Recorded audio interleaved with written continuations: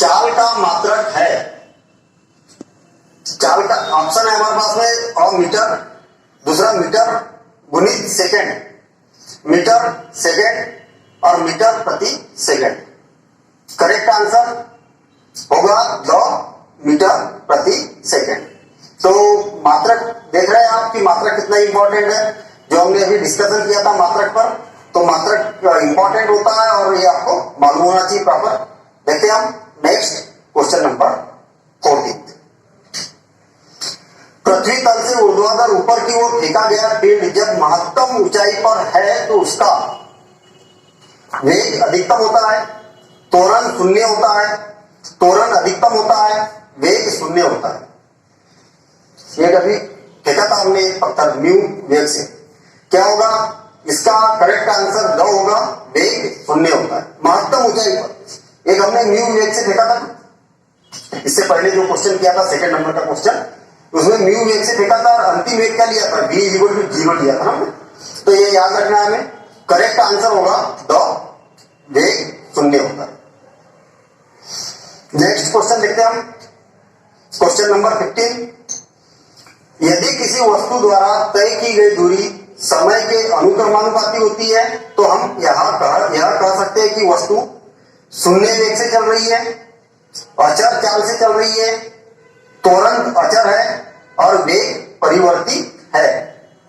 Correct answer अचर चाल से चल रही है। देखते हैं हम नेक्स्ट क्वेश्चन नंबर 16। एक वस्तु का चाल समय ग्राफ एक अक्ष के समांतर एक रेखा है तो इसका अर्थ है, जो हमने ग्राफ समझा था, अगर एक अक्ष के समांतर मतलब समय अक्ष के समांतर, याद रहे एक अक्ष समय अक्ष और y, फिर वो डिपेंड करेगा कि इस पर आप त्वरण दिखाना चाह रहे हैं कि वेग दिखाना चाह रहे हैं या चाल दिखाना चाह रहे हैं। ठीक है, तो एक अक्ष क्या होती है? इसकी समय अक्ष कहलाती है। जब यहां पर हम ग्राफ समझे थे वहां पर क्लियर किया था, एक अक्ष मतलब समय अक्ष, समय को ही लिया जाता है उस अक्ष पर। एक वस्तु का चाल समय ग्राफ एक अक्ष के समांतर एक रेखा में है, इसका अर्थ है वस्तु समान गति से चल रही है, ब है वस्तु असमान गति से चल रही है, वस्तु त्वरित गति से चल रही है, वस्तु स्थिर है। इसका मतलब वस्तु, इसका करेक्ट आंसर होगा और वस्तु समान गति से चल रही है। जब समान गति से चलेगी तब एक अक्ष के समांतर ग्राफ इसका बनता है। नेक्स्ट क्वेश्चन देखते हैं, क्वेश्चन नंबर 17। यदि किसी वस्तु की गति के लिए u, v और a तथा s में संबंध होता है, गति के समीकरण से रिलेटेड ऑप्शन दिख रहे हैं हमें। v² = u² प्लस as, ब है v² = u² plus 2as, v = v plus 2as, s² = v² plus 2a। Correct answer इसका ब होगा, v² = v² प्लस 2as। गति का तीसरा समीकरण कहलाता, हमने लिखे भी थे। याद होना चाहिए, गति के तीनों समीकरण बहुत अच्छे से याद होना चाहिए, क्योंकि अगले भी चैप्टर जो आने वाले हैं उसमें भी गति के समीकरणों की जरूरत पड़ेगी। जो न्यूमेरिकल है उसमें इनकी आवश्यकता हमें होगी। देखते हैं हम नेक्स्ट क्वेश्चन नंबर 18। चक्रीय गति में गति की दिशा निरंतर बदलती है, वेग नियत रहता है, गति की दिशा निर्धारित रहती है, त्वरण शून्य रहता है। याद रखें कि जब भी चक्रीय गति होगी, हमने जब चैप्टर पढ़ा था तो वहां पर हमने एक एक्सपेरिमेंट भी किया था, ठीक है ना, और वहां पर हमने देखा था कि गति की दिशा क्या होती है, हर बिंदु पर बदलती है वृत्ताकार गति। तो इसका करेक्ट आंसर होगा और गति की दिशा निरंतर बदलती है। देखते हैं हम नेक्स्ट क्वेश्चन नंबर 19। एक वस्तु एक वृत्तीय पथ में स्थिर गति से चल रही है, यह एक समान गति में है, त्वरित गति में है, असमान गति में है, कुछ नहीं कहा जा सकता। इससे रिलेटेड हमने ऑब्जेक्टिव मल्टीपल चॉइस क्वेश्चन अभी जस्ट किया था कुछ देर पहले। क्या बोला है? एक वस्तु जब वृत्ताकार गति करती है, स्थिर गति से चल रही है, मतलब एक समान गति से चल रही है, ठीक है, उसकी जो गति है वो क्या है? एक समान गति में है, तो वह गति क्या होगी? त्वरित गति होगी। ठीक, तो करेक्ट आंसर ब होगा। क्वेश्चन नंबर 20, एक कार आधी दूरी 20 मीटर प्रति सेकंड की चाल से तथा बची हुई दूरी 30 मीटर प्रति सेकंड की चाल से तय कर रखी है। कार की औसत चाल ज्ञात कीजिए। तो औसत चाल का हमने फार्मूला देखा था कि उसकी जो प्रारंभिक चाल थी और अंतिम चाल थी, दोनों को प्लस करेंगे और 2 से डिवाइड करेंगे तो ये औसत चाल का फार्मूला बन जाएगा। इसका मतलब 20 और 30 हो गया 50 और 2 से डिवाइड करेंगे तो 25 मीटर प्रति सेकंड। इसका करेक्ट आंसर 25 मीटर प्रति सेकंड। देखते हैं हम नेक्स्ट क्वेश्चन नंबर 21, निम्न में से कौन सी राशि सदिश राशि नहीं है। फिर से रिपीट क्वेश्चन, लेकिन ऑप्शन थोड़े से चेंज है। निम्न में से कौन सी राशि सदिश राशि नहीं है, इसका मतलब कौन सी राशि अदिश है ना। सदिश नहीं है बोला मतलब अदिश है। और अदिश राशि बताना हमें वेग, त्वरण, मंदन और ऊर्जा। हमें मालूम है कि वेग सदिश राशि है, त्वरण भी सदिश राशि है, मंदन भी सदिश राशि है। तो इसका करेक्ट आंसर क्या होगा, द ऊर्जा। देखते हैं हम नेक्स्ट क्वेश्चन, पिंड का त्वरण 0 होगा यदि पिंड का वेग समय ग्राफ सरल रेखा में हो, समय अक्ष के समांतर सरल रेखा में हो, वक्र में हो और समय अक्ष के लंब हो। तो इसका करेक्ट आंसर होगा समय अक्ष के समांतर सरल रेखा में हो। हमने जब ग्राफ पढ़ा था वहां पर पूरा डिटेल में उसको समझा था। नेक्स्ट क्वेश्चन नंबर 23, वेग का मात्रक है। देखिए क्वेश्चन आ गया, वेग से रिलेटेड हमने वेग और चाल से रिलेटेड मात्रक निकाले थे।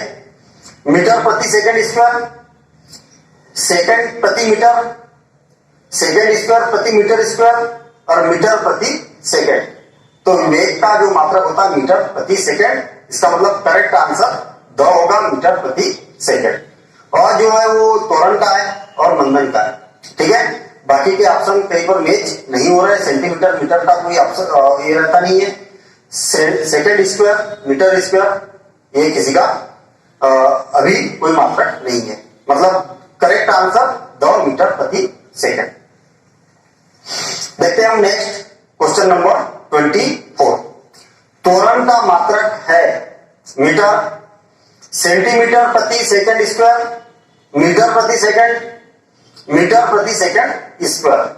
तो इसका मात्रक मीटर प्रति सेकंड स्क्वायर होगा। करेक्ट आंसर द मीटर प्रति सेकंड स्क्वायर। तो याद रहे कि त्वरण का और मंदन का मात्रक एक जैसा होता है, एक ही होता है मात्रक। मतलब त्वरण मतलब एक्सीलरेटर देना, गाड़ी को तेज करना, मंदन मतलब ब्रेक लगाना। ठीक है, देखते हैं हम नेक्स्ट क्वेश्चन नंबर 25, यदि सरल रेखा में 20 मीटर प्रति सेकंड की चाल से गतिशील किसी वस्तु का त्वरण 4 मीटर प्रति सेकंड स्क्वायर हो जाता है तो 2 सेकंड के बाद उसकी चाल हो जाएगी।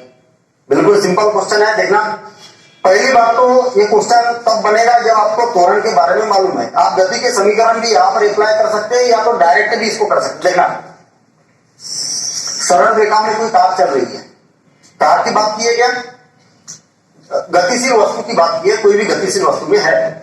मान लिया जाए कि इसकी यहाँ पर जो चाल है 20 मीटर प्रति सेकंड है, 20 मीटर प्रति सेकंड है। ये इसके बाद पहला सेकंड और ये दूसरा सेकंड है। त्वरण का मतलब क्या है, पहले तो ये समझ लो आप। यहां पर 20 मीटर प्रति सेकंड है तो पहले सेकंड में इसका वेग क्या हो जाएगा, जितना त्वरण बोला ना इतना 4, इसका मतलब 24 मीटर प्रति सेकंड यहां पर इसकी चाल हो जाएगी। अगले सेकंड में फिर से 4 को प्लस कर देंगे, 24 मीटर प्रति सेकंड हो जाएगी। बात क्लियर है। त्वरण का मतलब होता है जब एक्सीलरेटर देते तो क्या होता है, प्रति सेकंड इसका वेग निश्चित वेग बढ़ता है। निश्चित वेग बढ़ रहा है यहाँ पर कितना, 4 मीटर बढ़ रहा, मीटर प्रति सेकंड स्क्वायर बढ़ रहा। तो 20 मीटर यहाँ था, यहाँ पर कितना हो गया, 24 हो गया और यहाँ 28 मीटर प्रति सेकंड वेग होगा। देखते हैं हम ऑप्शन 8 मीटर प्रति सेकंड, 12 मीटर प्रति सेकंड, 16 मीटर प्रति सेकंड, 28 मीटर प्रति सेकंड। करेक्ट आंसर 28 मीटर प्रति सेकंड। नेक्स्ट क्वेश्चन देखते हैं हम 26, पृथ्वी तल से ऊर्ध्वाधर ऊपर की ओर फेंका गया पिंड जब महत्तम ऊंचाई पर होता है तो उसका वेग अधिकतम होता है, त्वरण शून्य होता है, त्वरण अधिकतम होता है, वेग शून्य होता है। क्या होगा? फिर से और एक बार क्वेश्चन को पढ़ रहे हैं। पृथ्वी तल से ऊपर फेंका गया पिंड जब महत्तम ऊंचाई पर होता है तो उसका वेग शून्य होता है। तीसरी बार रिपीट हुआ, मतलब एग्जैक्ट रिपीट नहीं हुआ, लेकिन हमने दो क्वेश्चन में ऑलरेडी डिस्कशन कर चुके हैं कि जब महत्तम ऊंचाई पर रहेगा तो उसका वेग क्या होगा? शून्य होगा। नेक्स्ट क्वेश्चन देखते हैं, मतलब द इसका करेक्ट आंसर होगा, वेग शून्य होगा। Next question 27। यदि किसी वस्तु द्वारा तय की गई दूरी समय के अनुक्रमानुपाती है तो हम यह कह सकते हैं कि वस्तु, क्वेश्चन रिपीट, अचर चाल से चल रही है। रिपीट हो गया।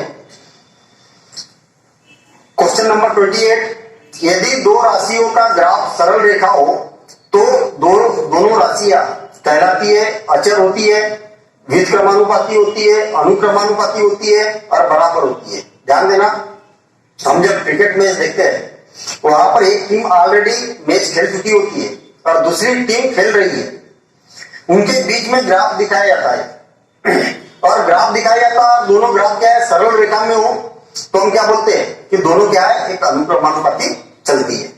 ठीक है, तो इसका करेक्ट आंसर होगा स, अनुक्रमानुपाती होती है। नेक्स्ट, एक वस्तु का चाल समय ग्राफ एक अक्षर के समांतर एक रेखा में है, इसका अर्थ होगा वस्तु समान गति से चल रही है, वस्तु असमान गति से चल रही है, वस्तु त्वरित गति से चल रही है, वस्तु स्थिर है। लगभग इसके जैसा हम क्वेश्चन कर चुके हैं मल्टीपल चॉइस क्वेश्चन में। क्या होगा? वस्तु समान गति से चल रही है। जब वस्तु समान गति से चलेगी तो एक अक्ष के समांतर इसका ग्राफ बनने वाला है। ठीक है, या तो फिर समय अक्ष के समांतर भी बोला जाता है, तो ये याद है, एक अक्ष के समांतर बोला जाए या समय अक्ष के समांतर बोला जाए, दोनों की मीनिंग सेम ही। यहाँ पर देखिए हम क्या इसके बहाने से इसके आसपास के भी हम ऑब्जेक्टिव कवर करते हुए चल रहे हैं। ठीक है ना। Next question, question number 30। 35 kilometre प्रति घंटे की चाल से गति कर रही कार 12 मिनट में चलेगी। यहां पर देखेंगे 35 किलोमीटर प्रति घंटे की चाल से, तो कितनी 12 मिनट में कितनी दूरी तय करेगी? मतलब दूरी बराबर से क्या होगा? चाल गुणित समय। ध्यान देना इधर। इसके पहले तो ऑप्शन देख लेते हैं हम। 28 किलोमीटर, 7 किलोमीटर, 35 किलोमीटर और 14 किलोमीटर। फार्मूला वही है, चाल बराबर से दूरी बटे समय, इसका तीरे गुना करोगे तो। ठीक है, तो इसी से तो 3 फार्मूले बन जाते ना। चाल बराबर से दूरी बटे समय, दूरी बराबर से चाल बटे समय, समय बराबर से दूरी बटे चाल। 3 फार्मूले इसी से बनते हैं। याद रहेगा कि दूरी हमेशा मीटर में होना चाहिए, चाल हमेशा मीटर प्रति सेकंड में होना चाहिए और समय सेकंड में होना चाहिए। अच्छा, लेकिन यहाँ पर ऑप्शन हमें किलोमीटर में दिए हुए हैं, तो 35 किलोमीटर प्रति घंटा क्या है? इसकी चाल है। देखिए यहाँ पर क्या है? 35 किलोमीटर प्रति घंटा इसकी क्या है? चाल है। और समय कितना है? 12 मिनट। 12 मिनट याद रखना, ये मिनट में है और ये किलोमीटर प्रति घंटा है और ऑप्शन भी अपने किलोमीटर में ही है। ठीक है, तो मिनट को क्या करते हैं हम? घंटे में बदल देते हैं। ध्यान देना इधर, मिनट को क्या में बदलेंगे? घंटे में। एक मिनट में सॉरी एक घंटे में 7 सेकंड, तो 12 मिनट में 12 बटे 7 घंटे। ये भी काय में हो गया? घंटे में कन्वर्ट हो गया। 12 पंचे 60 और 5 7 35। ठीक है, ये एच से एच कैंसिल बोल सकते हैं हम 7 किलोमीटर। मतलब इसका करेक्ट आंसर होगा 7 किलोमीटर।